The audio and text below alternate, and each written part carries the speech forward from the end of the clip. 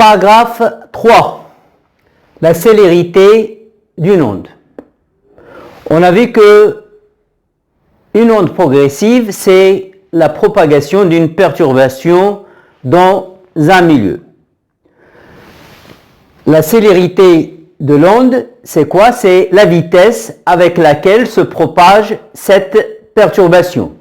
C'est la vitesse de propagation de la perturbation. Quelle est son expression? Là, on a l'aspect de la corde à l'instant T1. F1, c'est le front de l'onde à l'instant T1. À l'instant T2, l'onde atteint F2. F2, c'est le front de l'onde à la date T2. Entre les deux instants T1 et T2, l'onde a parcouru la distance F1, F2. Donc la célérité de l'onde, ce sera V égale la distance parcourue par la perturbation F1, F2, divisé par la durée qui est T2 moins T1. Bien sûr, pour les unités, là c'est en mètres, le temps, la date en secondes et V en mètres par seconde. 3.2. Les facteurs qui influencent la célérité. Facteurs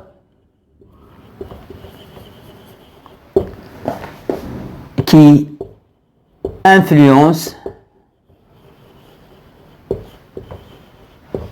la célérité de l'onde.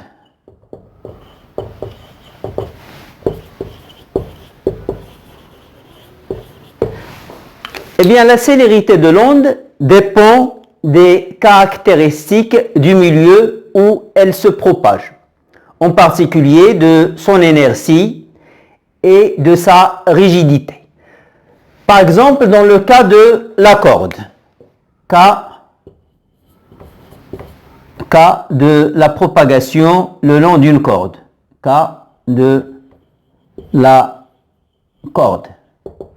Dans le cas de la corde, la vitesse de propagation de la perturbation, c'est-à-dire la célérité de l'onde, dépend tout d'abord de la masse et de la longueur de la corde. Plus précisément, elle dépend de sa masse lénique. Masse lénique, c'est le rapport de la masse de la corde sur la longueur de la corde. Elle dépend aussi de la tension de la corde. Tension de la corde qu'on note T. On montre que la célérité de l'onde est égale à la racine carrée du rapport T sur mu. Plus une corde est tendue, plus la célérité de l'onde est grande. Et plus la masse lénique de la corde est grande, plus sa vitesse, plus la célérité de l'onde est faible. Par exemple, dans le cas de la propagation d'une onde à la surface de l'eau, la célérité dépend de la profondeur de l'eau. Dans le cas de la propagation du son, de l'onde sonore, la célérité de l'onde sonore dépend de la masse volumique de la substance dans laquelle elle se propage. 4. Notion de retard. L'onde se propage à partir de S et elle va atteindre les autres points de la corde les uns après les autres. Soit M1 et M2, deux points de la corde. Bien sûr, l'onde ne va pas atteindre les deux points en même temps. Il va d'abord atteindre M1 et après, à une date ultérieure, il va atteindre M2. Le retard de M2 par rapport à M1, et on le note tout, c'est le temps que met l'onde pour aller de M1 à M2.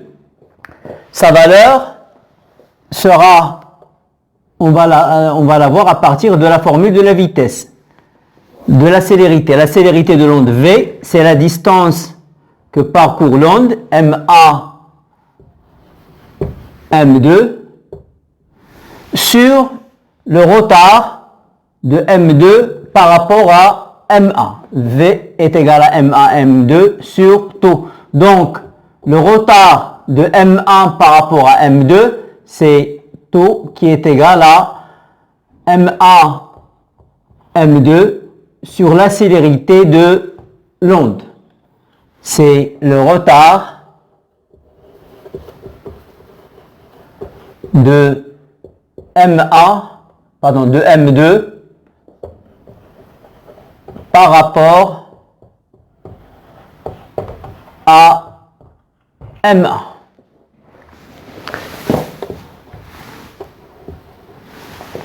Si on considère un point M quelconque de la corde, ce point M aura un certain retard par rapport à S. C'est le retard de M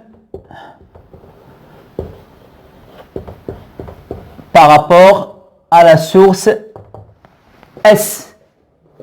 Ce retard, ça sera, on va l'appeler tau du point M par rapport à S, c'est la distance SM sur la célérité de l'onde. C'est le temps que met l'onde pour aller de S à M.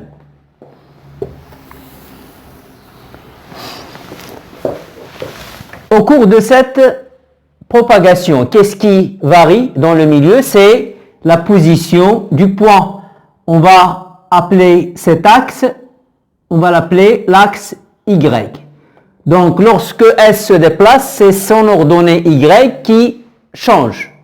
Et lorsque M1 sera atteint par l'onde, c'est son ordonnée qui va changer. Lorsque M va être atteint par l'onde, il va voir son ordonnée varier au cours du temps.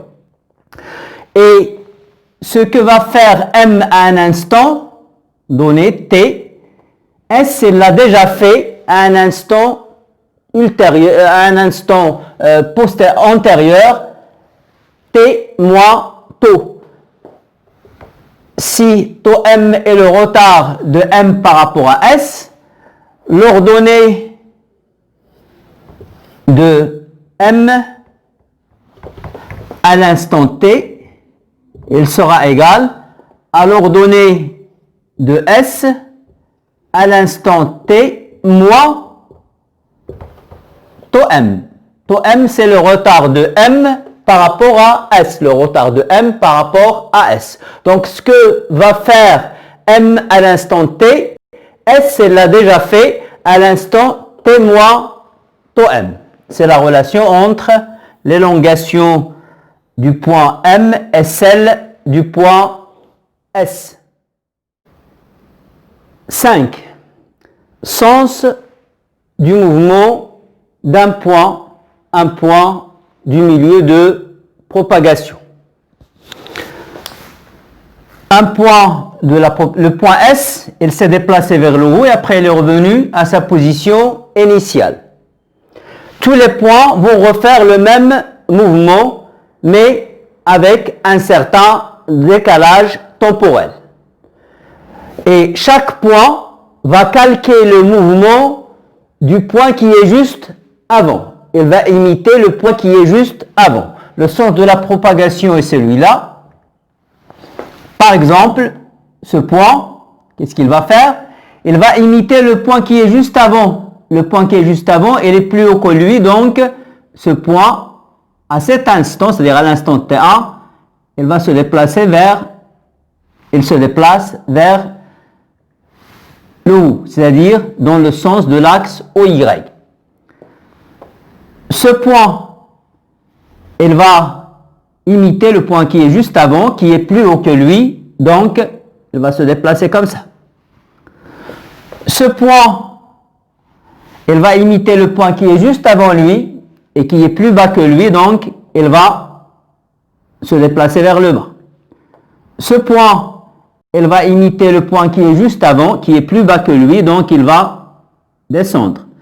Ce point, il va imiter le point qui est juste avant lui, donc il est plus haut que lui, donc il va monter.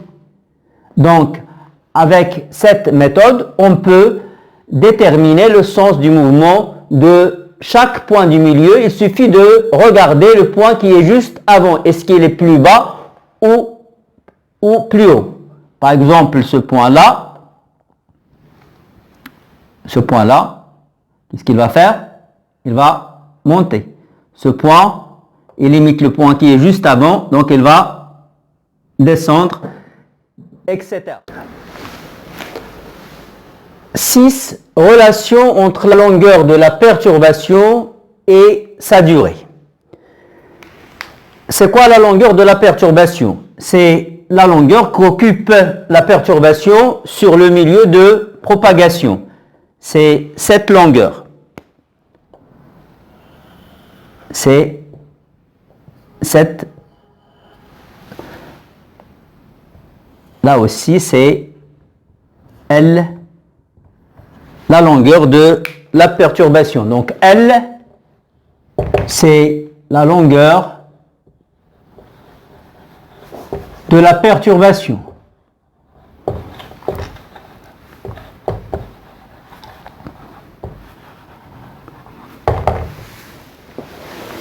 Et on va appeler delta T, la durée de la perturbation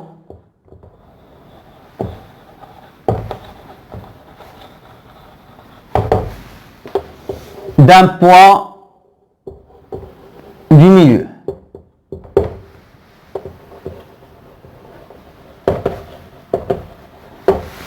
Bien. Considérons le point N. Le point N, là, elle vient d'être atteint par l'onde à l'instant T1. Et là, à l'instant T2, elle est juste dépassée par l'onde. Donc, le point N, entre l'instant T1 et l'instant T2, elle est en mouvement. Donc, son mouvement dure de T1 jusqu'à T2.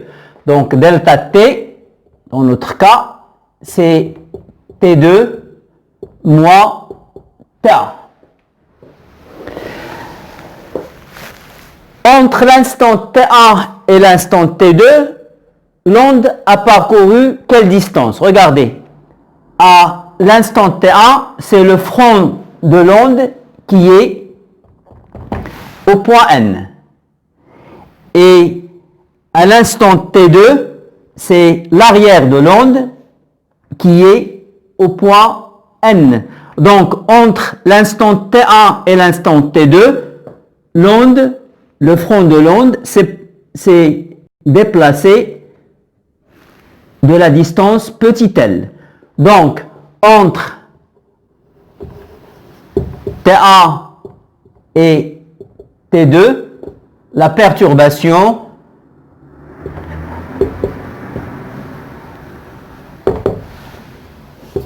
s'est déplacée de L. Or, la célérité de l'onde, c'est C. Elle est égale à la distance parcourue par la perturbation sur la durée du parcours qui est delta T. Donc, la longueur de la perturbation, elle est égale à la célérité de l'onde fois la durée de la perturbation.